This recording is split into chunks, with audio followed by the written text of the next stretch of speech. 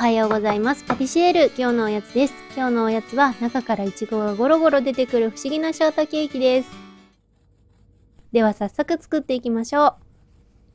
まずはスポンジをカットしていきます。こちらは市販のものでもいいですし、自分で作る場合は少し高さが高めになるようにたっぷりと卵を使って作っていきます。レシピは説明欄にもあるのでそちらも一緒にご覧ください。真ん中をこんな感じで抜き型で抜いていきます。でそこにたっぷりいちごを詰め込んでいくんですね。でもうそろそろいちごの時期も終わりなので他のフルーツでやっていただいても OK です。マーブルチョコみたいなおやつを入れても楽しいですね。の型に沿って包丁でくり抜いていきましょう。きれいにくり抜けるとこんな感じです。真ん中が空洞になりました。でこの抜いた方をちょっと薄く切っていくような感じですね。蓋を作っていきます。でこれは先に私抜いちゃったんですけど、上の部分を1枚切り落としてからドーナツ状に抜いてあげると、後でカットした時にもっと綺麗に仕上がりやすいので、そちらも試してみてください。生地がドーナツ状になったらお皿の上に乗せて、そこにいちごを詰め込んでいきます。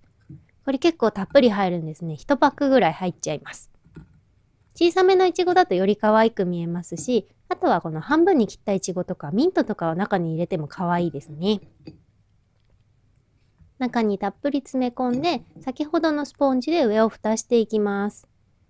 こんな感じですね。平らになるところまでいちごをたっぷり入れてください。でこの接着面は生クリームで接着していきましょ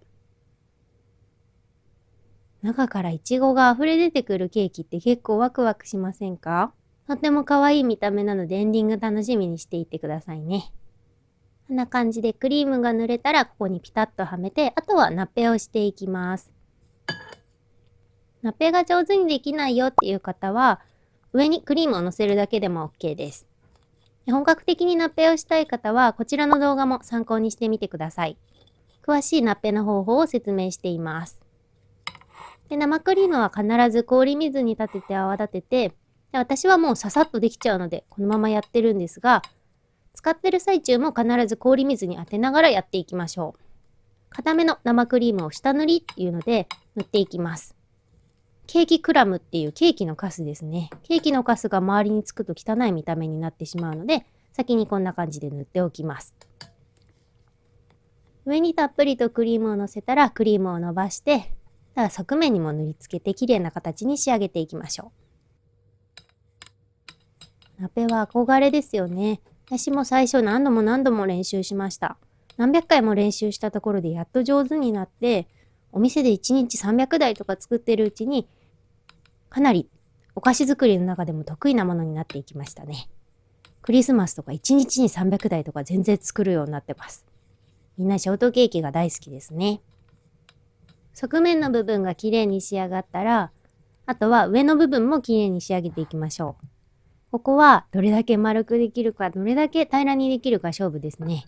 最初のうちはなかなか難しいと思うんですが、ナッペは綺麗にできればできるようになるほど嬉しいものです。どんどん練習してみてくださいね。一番最後に下に残ったクリームですね。ここは指で払って、さらにティッシュで拭いてあげると綺麗な仕上がりになります。こんな感じでバッチリナッペができました。もうナッペは練習あるのみですね。憧れだと思うので、何度もやってみてください。そして上にクリームを絞っていきます。中にね、たっぷりイチゴが入っていることをより強調するために、上のイチゴの飾りはちょっと少なめにしました。生クリームをたっぷりと絞って、イチゴを少なめにのせるっていう感じですね。そうすると切った時に中からたっぷりイチゴが出てきて、うわーいっぱい出てきたっていう印象によりなります。こんな感じですね。ショートケーキとしても可愛い仕上げになりました。早速カットしてみましょう。